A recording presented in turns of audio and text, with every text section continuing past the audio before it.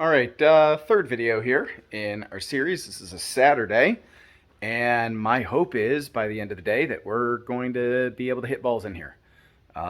So as the week has gone on, obviously, garage accumulates stuff. Where the sim is going to go has Kirk's clubs from a rainy day that we played, where we were letting them dry out, and my bike in pieces after a unfortunate rear tire incident. So I've got some straightening up to do. From the last time I was working in here, I've gotten a lot of debris out of where the simulator is going to go, and that means it's in different parts of the garage now. So there's going to be a lot of cleaning. I want to get this shelf here cleaned up. Ultimately, I'd like to get it refinished to look nice. But that's where the monitors will go, the computer for the sim. But if all goes well, we'll have it set up so that we can hit shots. Hoping to do a little time lapse of building the enclosure and setting that up. So if, like I say, all goes well, that'll be today's video.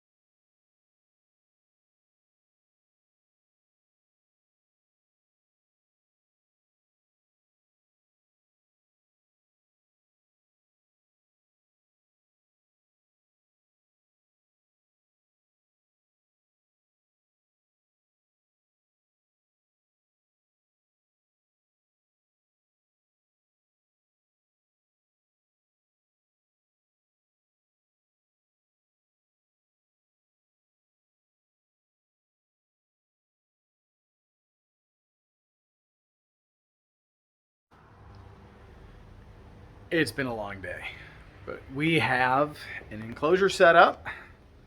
And after setting up the enclosure, we went down. The rest of the garage is a disaster. But went and got our putting mat, sorry about that, out of our basement and brought that up. The SkyTrak Studio comes with a putting mat. Very nice one. In fact, it's so nice, we wanted to use it as our putting mat in the basement, which gets more use for us for practice for putting. And so we brought our current putting surface out here, and that does kind of double duty. You could probably see it. I could probably zoom in. I don't know that you care that much. The current putting surface is sitting on top of some foam sheets there.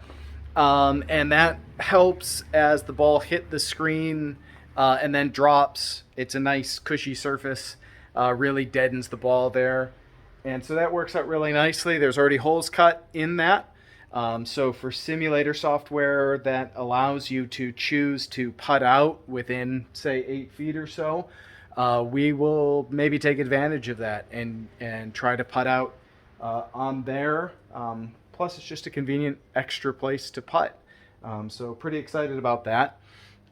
Used my old stance mat, which I had a couple of sections of. One to just bridge between the hitting mat that comes with the SkyTrak Studio and the Enclosure.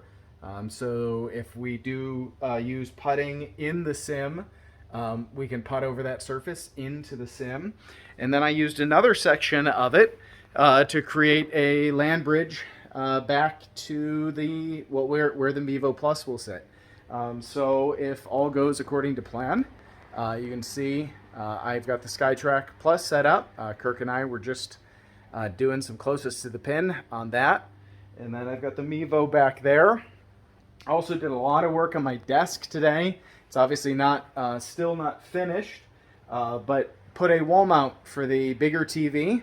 And so that's going to sit up there, and very likely I'll be using the SkyTrak for simulator stuff, and I'll have the Mevo running, and we can have the Mevo numbers up there to consult as we're playing with SkyTrak. The other monitor, like I said before, I've got other training aids like the Hack Motion wrist sensor, or the Blast Motion that does tempo and things along those lines, that we can do as a second monitor thing there. I've got some tools still over there that need to be cleaned up, a pile of random golf debris, but it's coming along.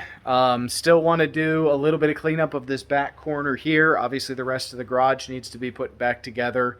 And then, well, the last two pieces, the last immediate piece, hopefully tomorrow, maybe next couple of days, we'll be mounting the projector. The SkyTrak Studio Enclosure comes with, there's actually a couple parts here underneath, a couple of tubes there.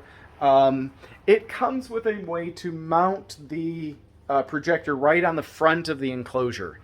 And if I were only using the SkyTrak Plus, I would take advantage of that, because the big advantage of the SkyTrak, like other camera-based launch monitors, is they don't require a lot of room, right? Whereas a TrackMan or a Mevo Plus, any radar-based launch monitor, you've got to have a lot of room. Not only a lot of room behind the ball for the radar to set behind the ball, but then you need a decent amount of room for the radar to be able to see the ball's flight and pick it up, right? Camera-based launch monitors don't have that. That's why, in general, they're a superior option indoors. With the Mevo Plus, I think it asks for 13 feet between ball and screen, and then 7 to 8 feet back to the Mevo. Right here with 12, which is how we set this up here with that mat there. Essentially, the ball position is right at the front of the ball tray there. At that height, it is possible to, if we're trying to hit like a flop shot, which again, you're in the garage, maybe you don't need to, but a super high wedge could come up high and above where the enclosure is. And so I'm just a little skittish, given how far away from the screen we're set up because of the Mevo Plus, to mount the projector there.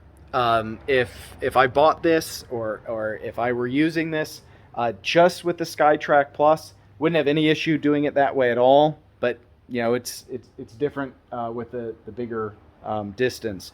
And so my intent is to mount the projector up back behind us, and then just conveniently working on upgrading our home computer that we use as a home entertainment system. The last part, I think, that we need for that upgrade is coming to Monday. And so that will allow me to take our current PC and move it out here. And I intend that PC to live out here in the garage as the full-time sim computer there. So anyway, that's our update. Got a ton of progress done today, and looking forward to getting this finished. Really pleased so far. Setup went well. The bounce back off the screen is incredibly minimal, which I was very impressed with, and so that's cool. But looking forward to getting the projector up and getting this project pretty nearly wrapped up then.